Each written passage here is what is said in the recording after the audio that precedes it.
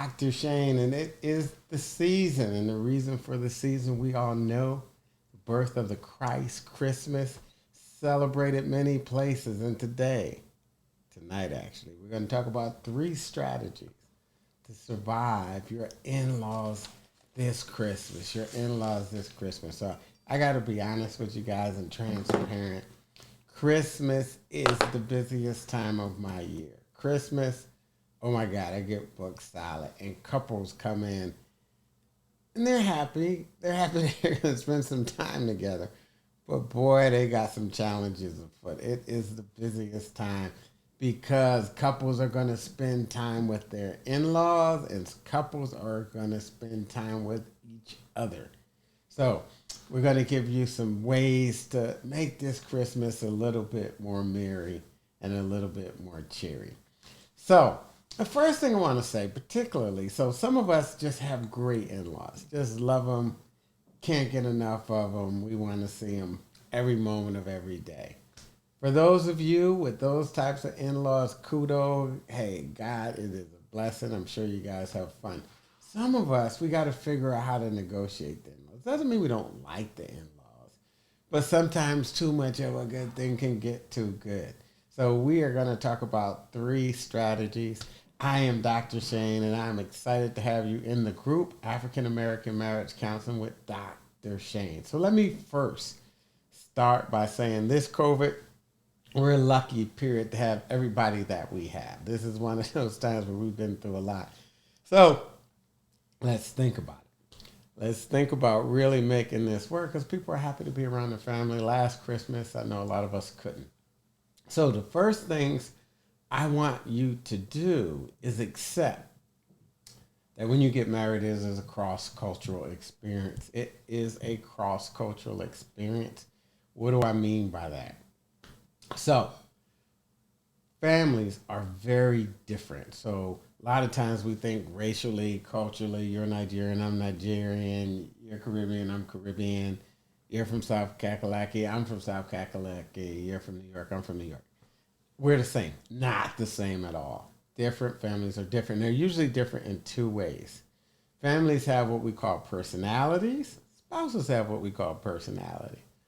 Families have what we call cultures, or lifestyles.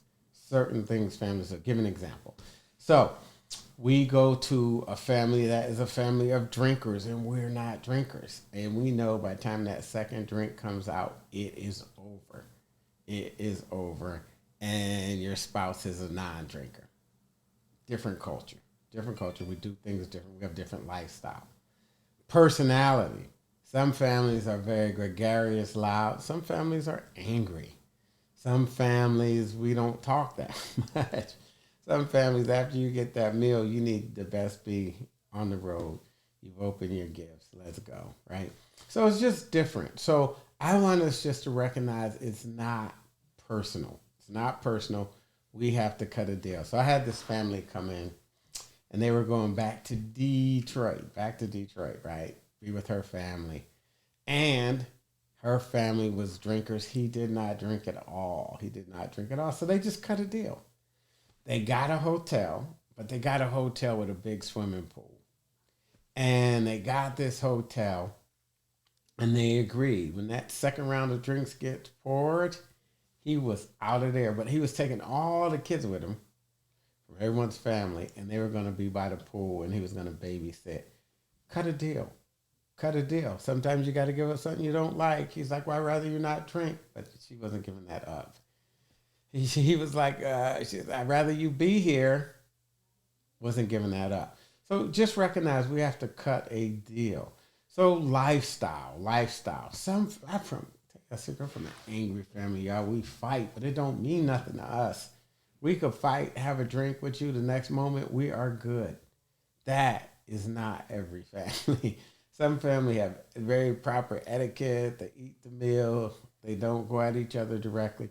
So figure out what is the culture of your family, because this year you're trying to be different. This year you're trying to say, babe, I love you. Let me give you this.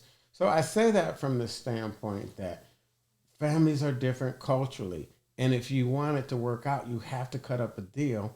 But to cut a deal, you got to give up something that's important to you. That's important to you. But what you will get in turn is your spouse being very grateful. So let me tell you, family feuds. Family feuds are when a daughter or a husband has to choose between being a good daughter or a good son or a good husband or a good wife or a good brother or a good sister. And this family feuds. And they're catch-22 because they're damned if they do and damned if they don't.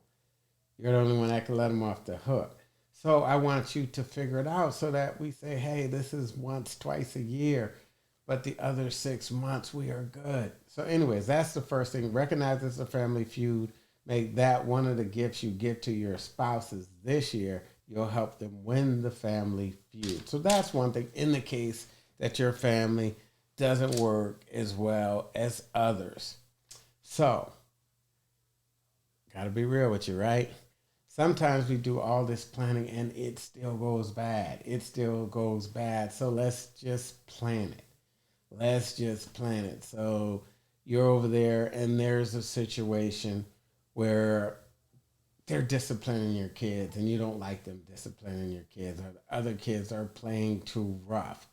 Let's just agree on how we're going to manage it. Are we going to manage it offline? Is he going to do the discipline or is she going to do the discipline? And that matters, especially depending on whose family you're visiting.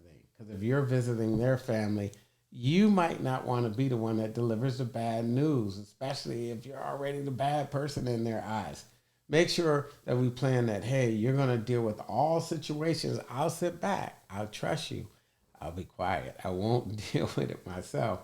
But boy, you sure need to find a way to deal with this, because if I have to deal with it, by God, they won't like the way things go. So another thing that I really want you to do is I want you to find a way to carve out your time together, especially if you have a spouse whose love language is quality time or physical touch. I want you during this holiday to carve it out. And if your spouse is the one doing all the compromising, you need to carve out something in their love language. And if it's quality time, if it's physical touch, y'all know, get in some adulting. If it's whatever it is, if it's words of affirmation, make sure you really communicate to them how important it was and how much it meant for them to make your family happy. So these are just 3 things that we could do this year to make sure we have a happy holiday and we're able to greet these seasons, because it is the season to be jolly, and the reason for the season is a good one. I know, I'll throw in this bonus one. What if we come from different religions? And I have that happen a lot. I have people that are, in our culture, we have a lot of Islamic families and Christian families come together and say, hey, I don't believe in that, or you commercialized it. I always think of it like this. I'm not asking you to change your beliefs. It has been commercialized, but it's a time to see family. It's a time to be together as a family. And I think God wants us to be happy and to be joyful, because you don't know how long before his gifts go back to him. So anyways, I know we have our differences, but families aren't just about the religiosity of it and one religion being better than the other. It's also a time for families to come together. So try and cut a deal. You'll be amazed what you do for your marriage. Anyways, this is Dr. Shane. I thank you all for joining me tonight. And I want to hear how you use these 3 tips to get your special gift under the Christmas tree and give it to your spouse. And that's the gift of love. Make it a great day. Happy holidays, Dr. Shane.